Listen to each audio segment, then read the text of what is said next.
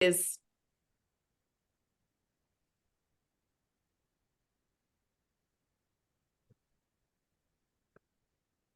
hey.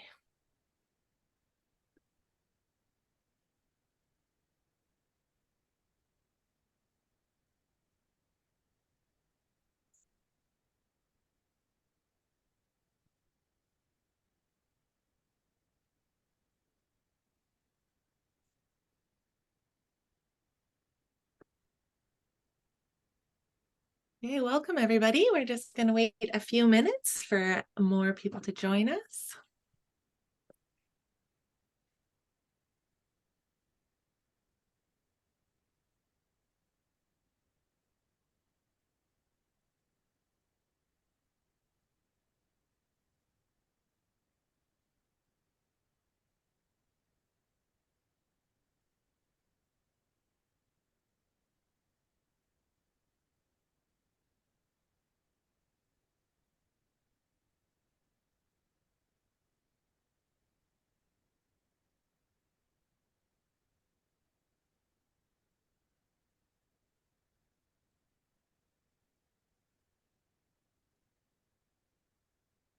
Hey, welcome. I think we'll get started, and then if more people join, they can trickle in as they join us. So welcome everybody. Thank you for joining us for our webinar on beautiful Greenland and wild Labrador.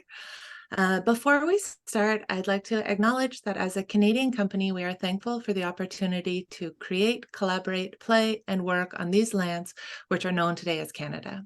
From coast to coast to coast, we acknowledge the ancestral and unceded territory of all the Inuit and Métis and First Nations people that call this land home. Today, I'm sitting in Ottawa, Canada, which is built on unceded Anishinaabe Algonquin territory. The peoples of the Anishinaabe Algonquin Nation have lived on this territory for millennia. Their culture and presence have nurtured and continue to nurture this land, and we honor and respect the traditional owners of the land across Turtle Island. So to get us started, my name is Megan, and I'm Director of Sales and Client Care, and I will be your host for this evening.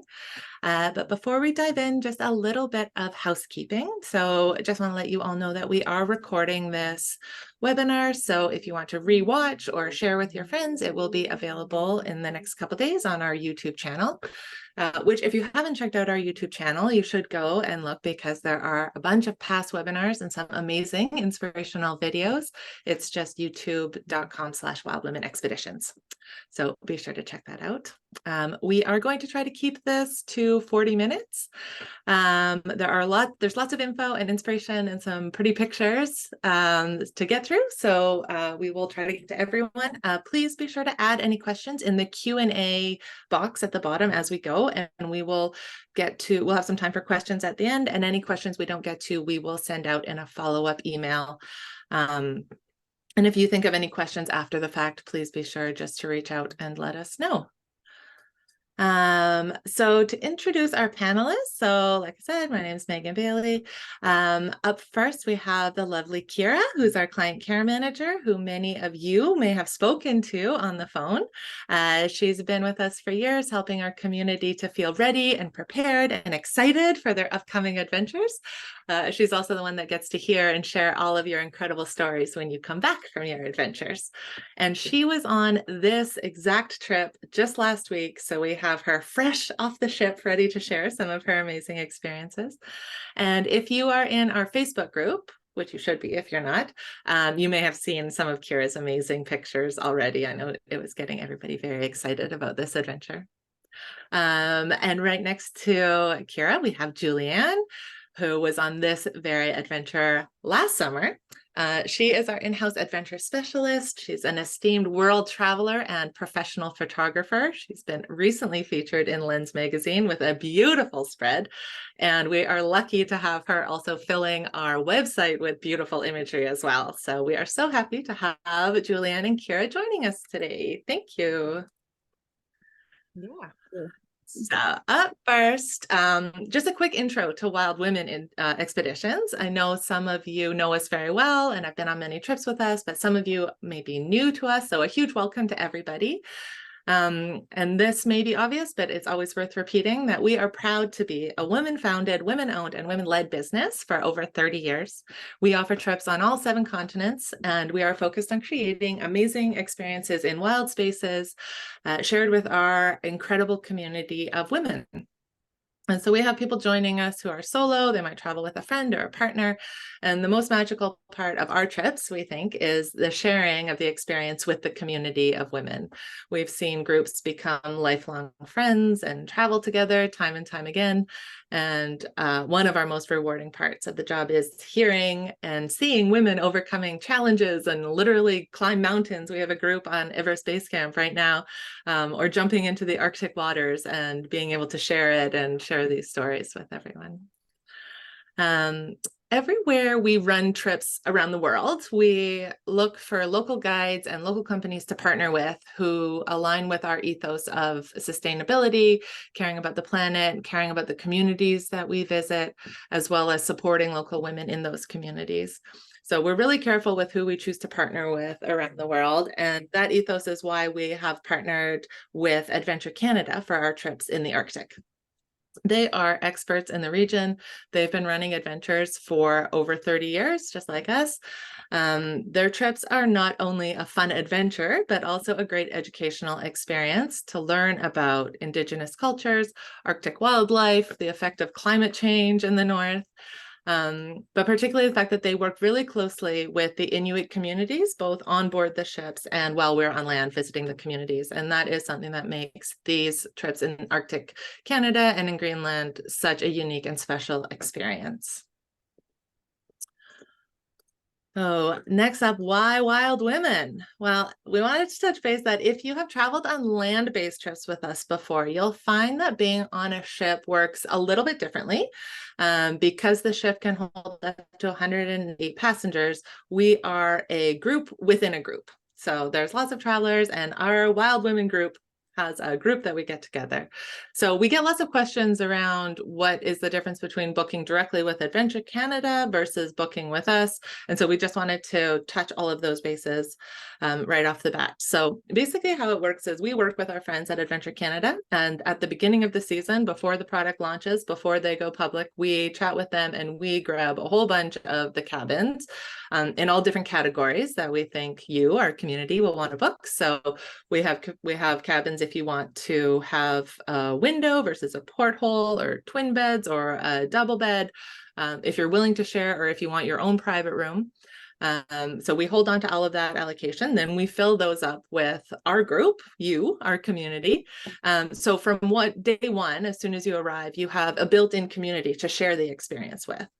So I was chatting a little bit earlier, but I was recently on an Adventure Canada trip on my own, which was beautiful and amazing, but I really missed having the group dynamic. So I met lots of people on the ship and chatted with, I would chat with a couple sitting next to me over meals and, in the dining area and on the deck. But I also spent a lot of time exploring on my own and eating while I was reading my book and sharing my experiences in my journal, which was great. And I like having my alone time as well, but it would have been really nice to have options. And, if you want your alone time on the ship, there's loads of places to accommodate that as well. But being with a group, and especially our group of wild women, means you have someone to share those experiences right away.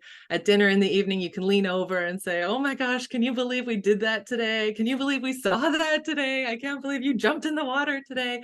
And it makes it all that more special to have those shared experiences. And of course, after the fact, sharing photos of each other and having those experiences. So it really is a unique experience of having that group within a group, as opposed to everyone just booking on the trip. Another question we get about booking with us is it more expensive to travel with us than it is than booking directly with Adventure Canada? And it's not. It's exactly the same price. We work really closely with Adventure Canada. We talk to them all the time. And if they have something on sale, we have something on sale. What they're charging for the price of their cabins is exactly what we're charging for our cabins. So for example, right now they have an early booking bonus on for travel for next summer, and we're offering the exact same 25% off. So for the same price, we are adding a few special features, which we'll chat about, and a community of amazing wild women to join you along the way. So some of those features are, so for example, we will have a Wild Women reception. We have a reserved dining table in the dining area every evening, which is usually, that table is having so much fun that the rest of the ship is incredibly jealous of everyone sitting at that table. And it gives out the group a chance to debrief about the day, chat about what's going on, and really connect over dinner all the time. They'll also often, groups will have breakfast and lunches together as well, depending on what's happening that day. But we always have a reserved table for dinner. We'll also head out in our own zodiac when time permits. So the way it works on the ship is usually people are called down by different groups to get in the zodiacs, which is where we head off to the landings on shore. And with Wild Women, we'll be going off in the same group. So instead of heading down and sitting next to somebody who you haven't met yet, or somebody from across the way, just random people, you're going to be with your group who you had dinner with last night, and you are your bonded group traveling to shore together in the zodiacs to explore the beautiful landscapes together. And we also include a host, like these beautiful faces that you see. This is Jimpna and Kira, just a few days ago on board the Ocean Endeavour. So we provide a host. As I said, Adventure Canada provides the guides, the bear guards, the educators on board. They'll have a historian and an archaeologist and a botanist and an ornithologist, and we provide the host. So there is a role for the guide and there's a role for our Wild Women host, who's there to facilitate the group. So she is making sure that you have what you need. She may arrange for a private yoga session or a special guest to join us at dinner. She might, if somebody falls ill, she may be ensuring that you get meals in bed. She will cheer you on if you need help getting up that hill on that last day. And she's there to make sure things run as smoothly as possible. And as I said, all of these are the same price as if you booked directly with Adventure Canada. And we think, of course, the best thing about booking with us is the opportunity to meet you, each other, our community that we're bringing together. And that's what makes these shared experiences so special, is when we invite all the women to come together with open hearts and be prepared for adventure. And we have just the most fun, the most transformational experiences, eye-opening, heart-opening experiences. And we get amazing feedback on these trips. So that is where we come into our groups being on board a ship with a whole nother group surrounding it. Anything to add, Kira or Julianne? Not for now. That was great. Awesome. Okay, so I'm going to pass it over to Julianne, who's going to talk about some specifics.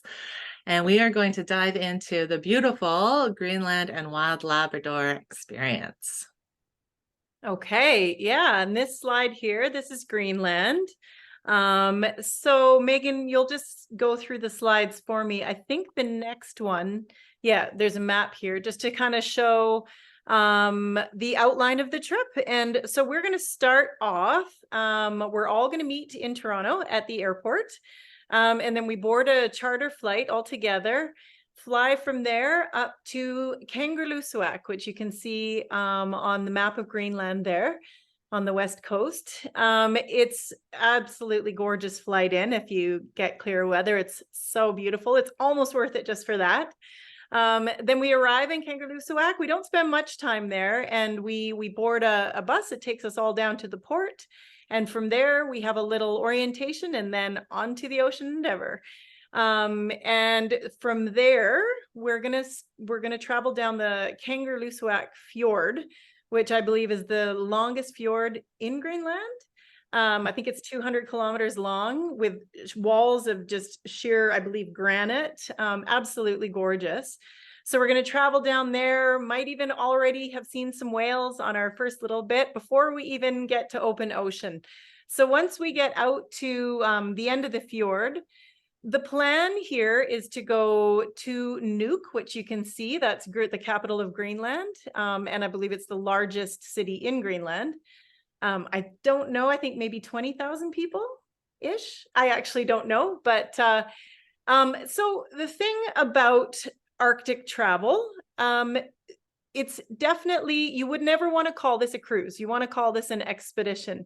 So one of the main things, one of the first things you're going to hear from the expedition leader once you get on board is welcome. We're all excited. We've got our itinerary and we're going to do our absolute best to stick to it. But this is Arctic travel, which definitely includes, a lot of really talented juggling by the expedition leader and the captain to be able to work as closely as they can with that itinerary. But being the Arctic, sometimes it's not necessarily possible to follow the itinerary to a T. So, but that's all part of the fun, actually. So my group, we didn't actually go to Nuuk, which was 100% fine because we went to this fascinating village called Sissimute, which was north. It was just the winds were too high and it was too difficult to get into Nuuk. But we went to this gorgeous community called Sissimute. It's the second largest city in Greenland. Absolutely beautiful. We met all sorts of locals. We got to have a thing called the Taste of Greenland that day on shore, where we had a lunch that was just all traditional Greenlandic food. We got to go and meet traditional artisans, wander around some of the historic sites. So that was a really, really neat visit. And not even an issue that it wasn't necessarily the place that was on the itinerary. We still had an incredible time. So from there, you're spend a couple days on the west coast of Greenland. We actually went into, I cannot remember the name of a couple different fjords that we went into. We were able to take zodiacs right up to the base of these incredible peaks with these glaciers tumbling down into the water. The kayakers were paddling through icebergs and it was absolutely gorgeous. And then we headed across the Davis Strait. We crossed the Arctic Circle, and I think actually our group crossed it 2 or 3 times because of the weather. So that's all part of the expedition factor. We went out, we had to come back because the conditions were just a little too maybe a little, I actually don't know exactly what was going on. Maybe it's the winds, but we came back, crossed the Arctic Circle again. And on our third try, which I think it only added on, I think it was an extra night we spent in Greenland, which that's okay. Then we crossed the Davis Strait. And for the most part, that open ocean was done. Most of it was done while we were sleeping. So you don't necessarily, if you're worried about this ocean, big, wide open crossing, you don't have to worry too much. For the most part, you're in your bed sleeping. And then the next morning we woke up and still quite a bit of open ocean, but you could see the Torngats coming. So that was really neat to arrive. You come across, I'm pointing. Oh yeah, I guess you can't see what I'm pointing at, but you come across and we hit the northern tip of Labrador is where we make our first landing. In the Torngat Mountains National Park, Canada's newest national park. I believe it was established in 2005, I think it's quite new, but so once you reach the Torngats, you spend a couple of days, just same thing, just the expedition leader is working with the captain to figure out which fjords you can go up. And all of them are absolutely gorgeous. So doesn't necessarily matter. And it's really neat. You wake up in the morning and all excited to come out. You look outside and you're in a new location. And then what you do when you get into these fjords, and once we're on the coast of Labrador, we spend the bulk of our days, our first couple of days there anyway, doing zodiac trips to shore. So we typically, you'll have your breakfast. Everybody you'll be prepped, or we'll go through it with the expedition leader at a meeting the night before. So you'll know what the plan is for the next day. They'll call us down in groups, and this is all part of being in the Wild Women group. One of the things that is really fun is we typically go all together in our zodiac. And then you'll either do a zodiac, you'll get in the zodiac and you'll either head to shore to do a hike or an exploration of a site. Or you might either in the morning or the afternoon, you might switch it up. You might do a zodiac cruise in the afternoon, which means you do things like this. You hop in the zodiac and you'll go close to shore, but you'll go up little canyons. You'll cruise past wildlife. It totally depends on where you are and what the conditions are like. But typically they try to aim for 2 zodiac cruises or 2 zodiac trips per day. So you'll always come back for lunch. You don't eat anything on shore due to the wildlife, the polar bears, nothing, no food on shore. So we come back, we have our lunch. If it's good conditions, and even sometimes if it's snowing or it isn't necessarily the greatest conditions, if we can do it, we'll still hop in the Zodiacs and go out for another outing. Maybe to the next slide. Yeah, so here we're just going up. We're in the Torngats, and you can see there's some people in the background. So sometimes they'll mix it up so that you never really feel like there's 198 of you going to shore at once. The way that they do it is really neat. They'll stagger the Zodiacs, and some people will go hiking, some people might go for the cruise. So you really still get that feeling that you're not like all of a sudden all of us going to shore at once.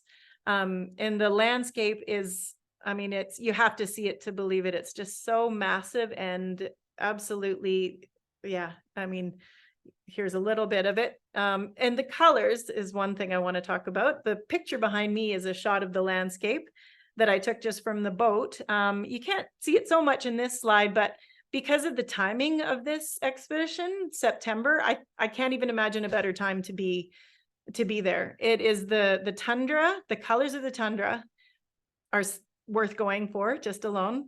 They're absolutely gorgeous. And then there's no bugs, or relatively few. I don't know, Kira, you might have had a different experience, but for a place that can be uninhabitable or unbearable because of the bugs, this is a great time of year to go. I think I saw maybe 1 or 2 little itty bitty guys that didn't bother us at all, like the entire trip. So yeah, so some days we'll go on hikes. And here we are out for a hike. So what the thing about the hikes, they established, because one of the exciting things about being in this area is the fact that there is quite a lot of wildlife and you can see polar bears. So they'll establish a zone, fairly large zone, kind of a boundary of where we're going to be hiking, and they'll send guides, or they'll have polar bear guards that go out just to make sure that everybody stays within the area and they're spotting constantly. So safety wise, you're totally fine. There's the option to break into a more advanced hike, maybe a medium hike, an easier hike. There's even an option to just beachcomb. So there's different levels of activities every day, every time you go to shore. And you just, the night before, that you get a little rundown of what's going to happen, and you can choose. So yeah, there's some really beautiful hiking to be had. This is back, we've headed back to Greenland now. This is in Sissamute, just an Inuit carving on the rock wall there. But yeah, so maybe go to the next slide again, Megan. So as we make our way down the coast, it's not all just gorgeous scenery and wildlife. Well, it is, even when you get to spots like this. There's an incredible amount of education of what has gone on in Labrador and Nunatsiavut, with the Inuit culture and the Inuit people. And the thing that I loved most about this trip was the connection that the staff on board had with the Inuit culture. Our expedition leader, he's Inuit and he's from Nain, and we went to the community that he grew up in. And quite a few of the people that worked on board, and the experts that worked on board, they're Inuit as well. And so Adventure Canada does this incredible job of facilitating the education factor, everything that you want to know about what has happened here with Inuit culture. You kind of learn little bits along the way. And this is Hebron, I believe it's called Hebron. I think that's how you pronounce it. It's one of the Inuit settlements that we visited. It was a place that was relocated. They were relocated down to Nain from here. Quite a few Inuit. It's got a fairly sad history, but it was really neat to be there and to learn about the history. So we do that. We visit quite a few little settlements along the way, depending on who's on board. We went to, I don't know why, sorry, I think we didn't have a photo of Nain here, but Nain was a real highlight as well. It is is it the capital of Labrador, of Nunatsiavut? Do you know, Megan? I think it's the largest community in Nunatsiavut. This is we're skipping ahead now. This is L'Anse aux Meadows, but Nain was fascinating. It's a full-on populated, quite populated. I think there's about 20 or 30,000 Inuit living there. Community on the east coast of Labrador. We arrived to having some Inuit women trumpeting us in. They were playing music for us. We got to spend quite a bit of time in the community that day. We got to experience some throat singing. We had an actual like a service put on, and an Inuit elder do a talk for us in the Moravian church.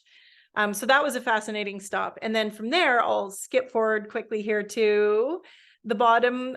We're now at L'Anse aux Meadows, the UNESCO Heritage Site on the northern tip of Newfoundland, which is Sorry, Julian, just to back up, the population of Nain is 1,125, and it's tiny. And the population of Nuuk is 17,000. So the biggest city in Greenland. Tiny. And I'm pretty sure that everyone in Nain came out to visit us that day. Right. They were so excited. So many locals came down to where we were where the Zodiacs came to shore, and they were so excited to meet us. So yeah, I'm pretty sure we met everyone. That's awesome. Yeah, so then a couple days, you just keep making your way down, and you end up, well, the first place that we come to on Newfoundland is L'Anse aux Meadows, and this was a really neat day. Spent exploring the UNESCO Heritage Site and the Norse history. It's really neat. We had it all to ourselves. We got to spend a full day. You just kind of you're not ushered in and out. You get to wander, and you really get kind of it's almost an eerie sense of what life was like for them. Lots of interpretive educational things going on. I loved this day. And then from here we make our way. Okay, this is kayaking back on the coast of Greenland. Sorry about that. But anyways, we make our way after this day. We make it around to the east coast of Newfoundland. And we visited a beautiful park there, had another hike our very last day, and then into St. John's early in the morning on the last day.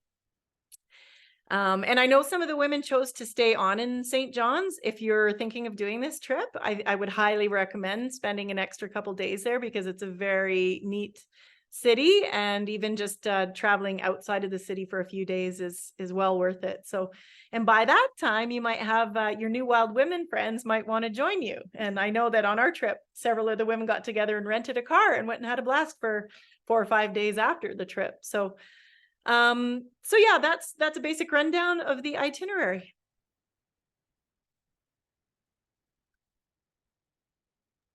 All right, I'm going to jump in here. So there's on this trip, there's some really great activities you can do, like the kayaking, of course. And it's really cool because when you're going ashore, there's sometimes because you're on an expedition, sometimes you can go to the next slide. We get canceled with going ashore, right? Because of a polar bear. So we were going to go ashore to go for a walk, but our shore landing was canceled because of this beautiful female polar bear. And it was so amazing. We just sat there and we watched her. She was like eating all the berries, and then she was kind of checking us out. We were all in the Zodiacs, and she was like watching us and was kind of curious. And so we all kept a safe distance, but it was a beautiful show. And then while we were going into the little fjord over into the waterfall area, she was like kind of tired from eating and her little exploring. So she lay down and had a nap, and we all got to watch that. It was like, oh, so good. So we'll move on to the next one. Next slide. So here, this is kind of cool. So on the first night we were there, we were kind of tired from our journey. We went off to bed. And all of a sudden we get this little, announcement over the speaker, and we were, informed that there were northern lights, and we were invited to get our gear on and go up to the ship decks and take pictures and observe these amazing light shows. So we got a couple of nights of northern lights on our trip. Oh my gosh, so beautiful. So just to observe it is pretty cool. And then also we have this really neat thing. So on board, we have these fabulous Inuit educators. So they're part of the, they're with Adventure Canada.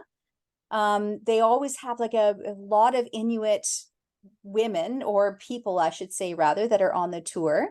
And so they could be they could be archaeologists, they could be like historians, they could be, they might just be telling their story to us. So it's really an amazing experience to hear it firsthand. I absolutely loved that. And if if possible, we try to facilitate like a dinner, so we can actually have a one-on-one with them, but they're always available to us anyway. So, that's a kind of a cool thing. So if you have like a curiosity about, well, what happens, blah, blah, blah, you can always talk to them. Go to the next one. So here, this is really cool too. So they actually demonstrate some of their culture as well. So this is how they light, it's just the oil, and they would have like, it's called Arctic cotton. And so like in other things they would use to keep the flames lit.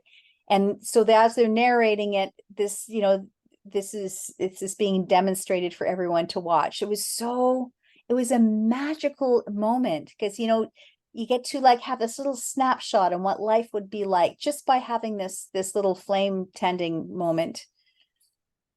And here on the next slide, there it is. So this is like Inuit game. So this is a string game. And so I can't really demonstrate it for you, but I think we all have similar ones, don't we? That we all played on the school bus when we were kids. And then the next slide. Oh golly, we decided we'd do a polar bear tip. So this is kind of fun. So picture, if you will, you're going down the stairs, you have your bathing suit on, you're having a bit of a party, you're putting on this party gear, and you've got your house coat on, and you're barefoot, you're going down the stairs, and they have this music getting all excited, and everyone's like, they're so keen on it. And then it's your turn. Your turn is up, and you clap for the person that's come before you, and then you take the plunge and you dive into that water, and it is brisk, but it's invigorating. And then you come out, and you're like, you've accomplished something fabulous. They say it's actually pretty good for you to have that cold water plunge.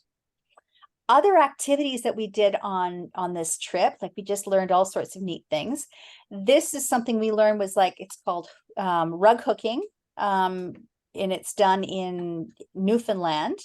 And so they would just take really cool things like nylons or whatever they had, and they would hook it into rugs to keep their feet warm.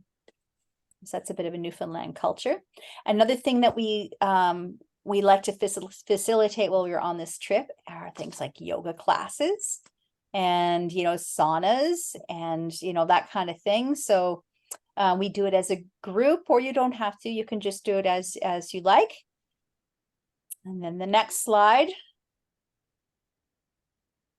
This is, we have like a variety show, and here we were doing this, we had this little thing we were reading, and we were demonstrating the Northern Lights. It was like a poem we had written, and it was so much fun. I got to tell you, just full of giggles, just creating it. And, you don't have to go up alone. You can go with your other wild women if you want, and create your own little fun and fabulous thing. Yeah, it was a good time. And that's amazing. Carrie, you're so brave to be up on stage and to be taking the plunge into the cold water. It looks like you guys did everything. Oh yeah, it was a load of fun. Julianne, a couple of reminders. Yes, give me a call if you're thinking of doing this. I'd love to chat more with you. We have this 25% off early booking bonus until the end of November, pretty much till November 25th. So it is a great time if you're thinking of going. Don't delay. And one of the reasons not to delay, if you're somebody that does like your own room, we do have a special deal on. We don't have too many of them left. I know we have a handful of them left. It's called a free solo upgrade, meaning you can have a room all to yourself for no extra cost if that's something that you're interested in. Typically, to have a single room, it's 1.5 to 2 times the cost of the room.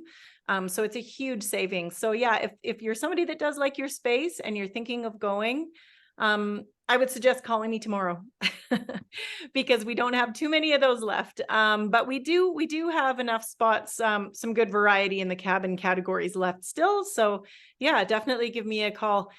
We also have a couple other sales. We've got our Greenland and Arctic Canada. The dates are here. You can see these in August, the heart of the Arctic and into the Northwest Passage. That 25% early booking bonus also applies to those until the end of November. Those are all, you can find out more about those on our website as well on the by clicking on the Canada page. You'll see all the information for those. And then we also have a 30% off early booking bonus for our fabulous 2 Antarctica trips for next year, one of them for 2024 and one for early 2025. It's 20% off for the 2025 one, but then you also get a $250 onboard credit, a US dollar one. So that's about, God, what, $500 Canadian. So that's a nice little bonus. But yeah, and I was just in Antarctica in February. I'm going again this December. So I would love to chat with any of you who are interested in learning more about Antarctica. It's unbelievable. So yeah, would love to chat. So yeah, those are some great deals that we have going right now. That's awesome. Yeah, I think if you head up to the Arctic, you might also be interested in heading to Antarctic. So something for everyone, for sure. Yeah. Does anyone have any questions? If you do, please post them in the Q&A button at the bottom of your screen. I think there's a little Q&A icon that you can add in here. So please type away if you have any questions. And Kira, maybe this one for you. Was it very rough? Were people getting seasick? Can you talk about the waters that you encountered just last week? Yeah, for sure. It all depends on your constitution. There were days that we did have to stagger a little bit, but on the most part, it was calm for me. So I don't get seasick. There were a couple of women that found they had these little patches or these little wrist things that they would use to help them through it. So if you just if you are prone to getting seasick, then I recommend talking to your doctor to find a way to manage that best. But honestly, a lot of us just found it kind of soothing. It's like being rocked. Some of the passages is like being rocked to sleep at night.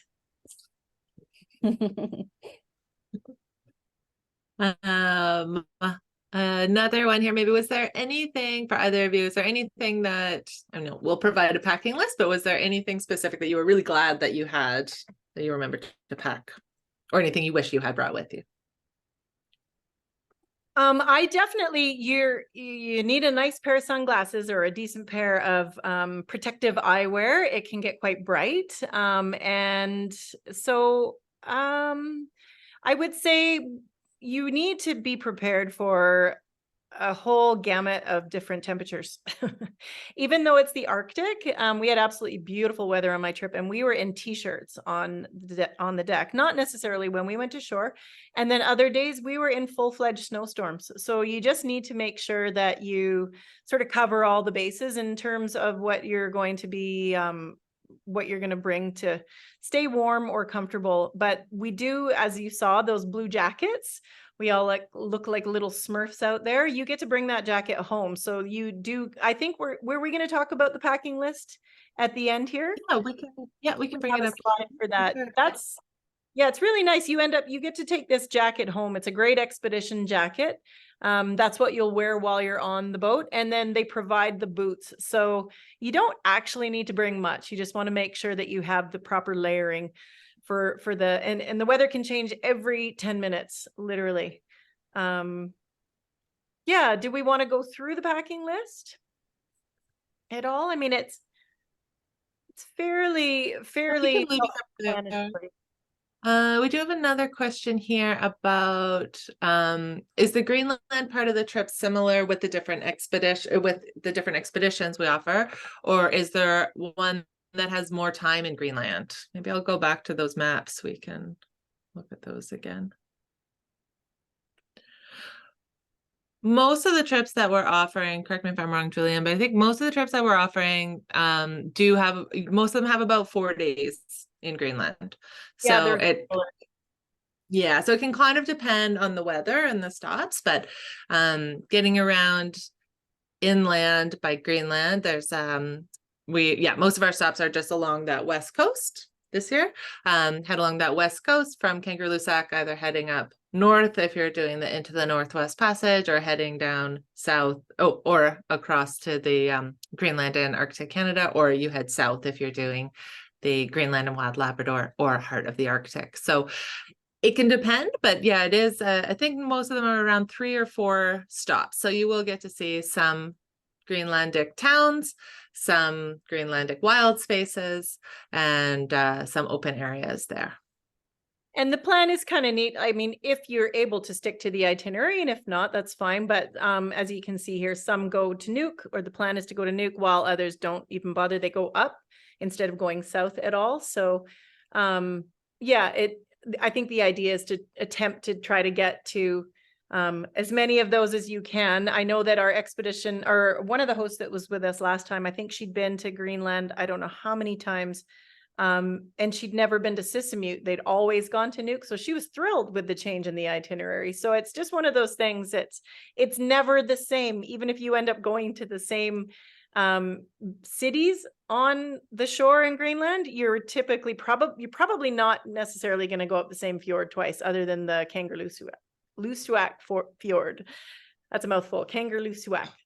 But yeah, so you just have to be open to it. But yeah, you still see it's stunning what you do get to see. Excellent. Okay, well, I think that is our time for now. So if anyone does have any follow-up questions, please feel free to reach out to Julianne or Kira. You will grab them on the phone when you reach out to us, or email us at adventure@wildwomenexpeditions.com. And definitely do find us on our Facebook group.